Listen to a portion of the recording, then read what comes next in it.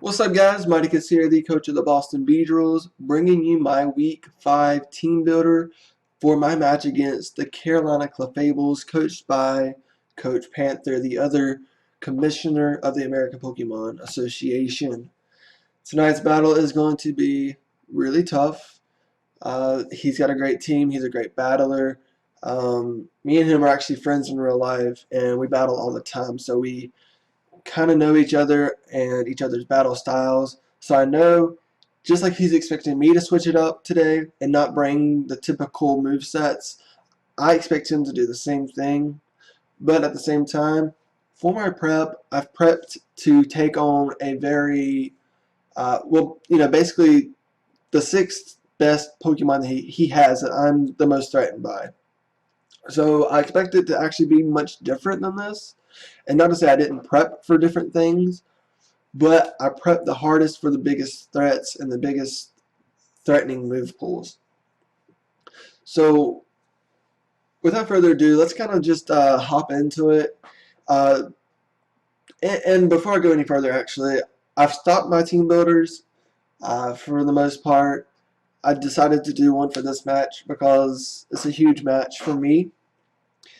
Uh, I think I've actually lost all my matches since I've stopped doing team builders.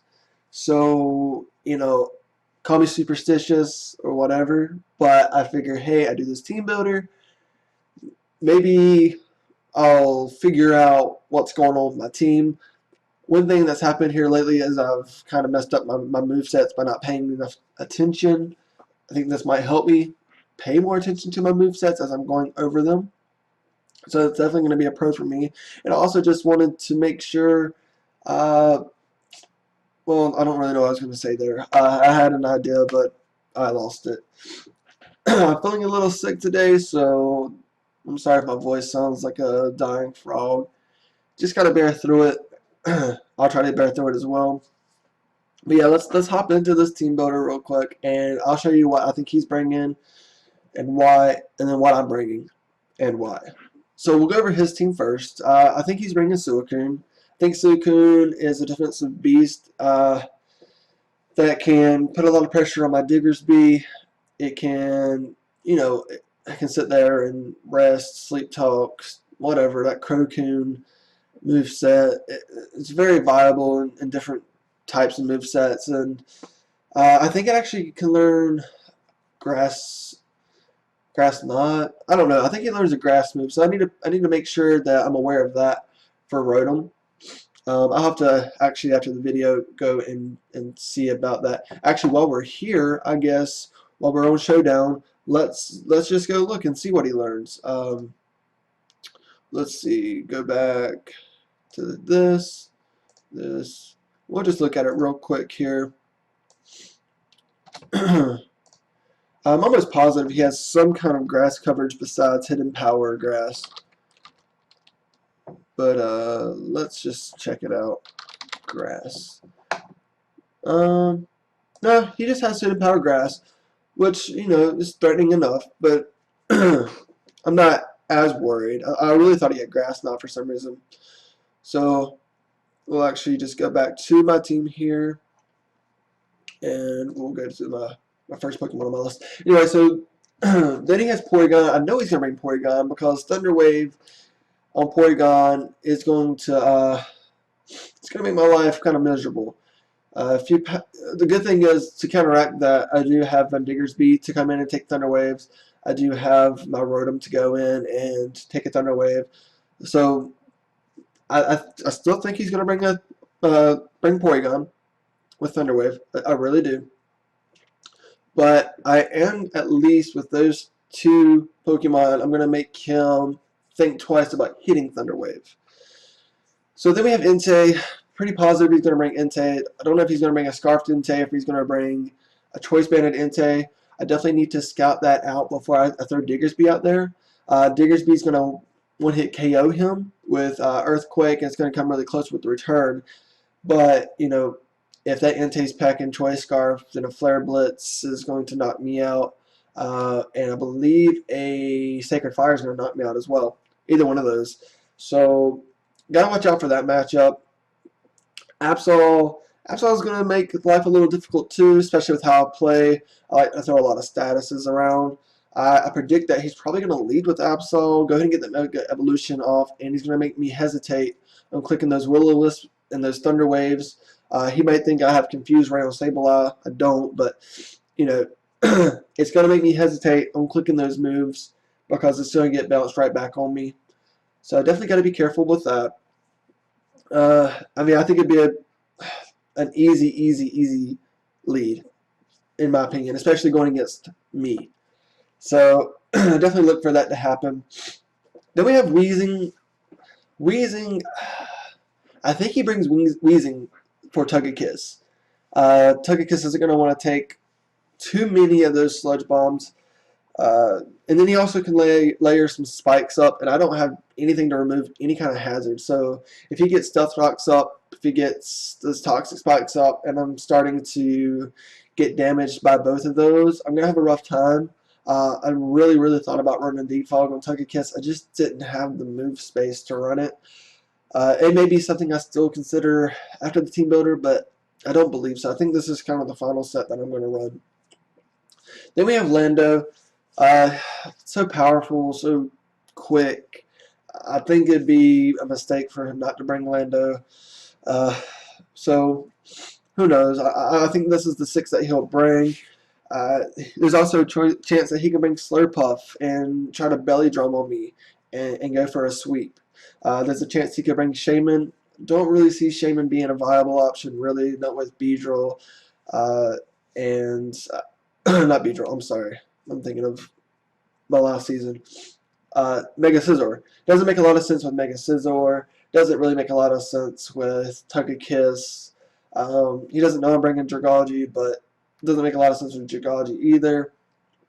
I mean, the only Mon on my team that it really makes sense for would be Diggersby and Rotom. And to him, that might justify it to bring it, but I'm not too worried about Shaman. He could bring him on top to get rid of my hazards. He may think I'm bringing Heatran to get some Stealth Rocks on the field. Definitely thought about it, but I just think his team does too well against Heatran. Lando, and see, you got Lando with Earthquake, you got Entei with Bulldoze, you got Suicune with Scald or Hydro Pump, whatever he decides to run. Just wasn't worth it to me to bring Heatran. He could bring Flygon. Not too worried about Flygon, but I don't have a lot of particular answers for it. Flygon could definitely threaten out Togekiss. Since I'm not running a fairy move on Togekiss, he could definitely threaten it out with Iron Tail. So that could be something to watch out for if he does end up bringing Flygon. You know, I actually don't have Jirachi on here, which is kind of interesting now that I'm looking at it. I do think he's going to bring Jirachi. So I actually may end up switching that out. I do think he's going to bring Jirachi. It's going to be tough. He may actually bring Jirachi instead of Porygon. Because, I mean, really, Jirachi can do the Thunder Waving that Porygon can do. He can be defensive just like Porygon. And then he can also do some other things. So, you know, now that I kind of think about it, I'm actually going to switch it out. I'm actually going to switch out Porygon with Jirachi. I think Jirachi makes more sense than Porygon. So we'll go ahead and throw Jirachi in there. I think that makes more sense. So, yeah, guys, let's go over my team real quick. We got Sableye. Sableye, we're running Will-O-Wisp, Foul Play, Magic Coat, and Recover. So now that I don't really plan on Porygon coming, it kind of makes me think second about Magic Coat. I brought Magic Coat because of the Thunder Wave, which Jirachi can still do. Magic Coat also helps me deflect Stealth Rocks. It also helps me deflect Toxic Spikes. It's kind of my answer, I guess, to the Defog, except for the fact that, you know, once I show that I had Magic Coat, it's going to be really hard to surprise him again. In fact, I'm not going to surprise him again. So it's kind of one of those moves. It's a one and done. You know, I'll use it once, if if I don't predict right, if he doesn't use Stealth Rocks or Toxic Spikes, I'm in a lot of trouble there. Basically becomes a wasted spot on my move pool. So with the switch back into Jirachi from Porygon, I may go with something else besides Magic Coat. I may go with Knockoff. I may go with something else, maybe a Stab Dark Pulse or something. I don't know. Right now I'm going to keep it Magic Coat though, just because I don't really have any other ideas right now. I'm going to run a bulky Sableye, fully invested in HP, halfway invested in defense, and halfway invested in special defense. This is going to allow me to take quite a different array of hits from most of his Pokemon. One thing I'm not going to want to take is a Play Rough from Mega Absol. I actually do live a Play Rough from Mega Absol, just barely, but it's just going to be ever so slightly. So definitely need to watch out for that. Let's go over to Togekiss here. Running Togekiss with leftovers, Heal Bell, Air Slash, Roost, Aura Spear. I may end up switching the Aura Spear to Dazzling Gleam, but right now I want to have it for the Absol. I want to have Aura Spear for the Absol. So I'm going to keep it there for right now. Fully invested in HP. I got 4 points invested in special attack and the rest invested in special defense. And I'm running the Calm Mind variant. Not Calm Mind, I'm sorry. Guys, see, I'm feeling fairly terrible right now. So don't mind some of the things I'm saying. I'm running the Calm Nature is what I'm running. With Serene Grace. Not running Thunder Wave. Not running Thunder Wave. So it's going to be interesting not running that Thunder Wave. Aura Spear may be something I replace with the Thunder Wave. It may not be Dazzling Gleam that I go with. The reason I do not do Thunder Wave, though, is just simply because he does have the Magic Bounce on Mega Absol. He does have Landorus with the ground typing. He does have Flygon if he decides to bring Flygon. So it just kind of worries me focusing too much on statuses because he does have a huge array of things to stop the statuses with. But I'll kind of think a little bit more about that. I'm going to run the same moveset that I always run with a Sectobot, which is my Scizor, my Mega Scizor. And that's just going to be Bullet Punch, U-Turn, Roost, and Swords Dance. Technician, fully invested in HP and defense, well, all except for 8 points. And I don't know. I like that moveset on Mega Scizor. I like the priority. I like the momentum U-turn gives, and it's going to hit decently well, being that Mega Scizor is just he's a powerhouse. So I definitely like that. So then we'll go over to Diggersby, and Diggersby has been kind of my MVP of the season.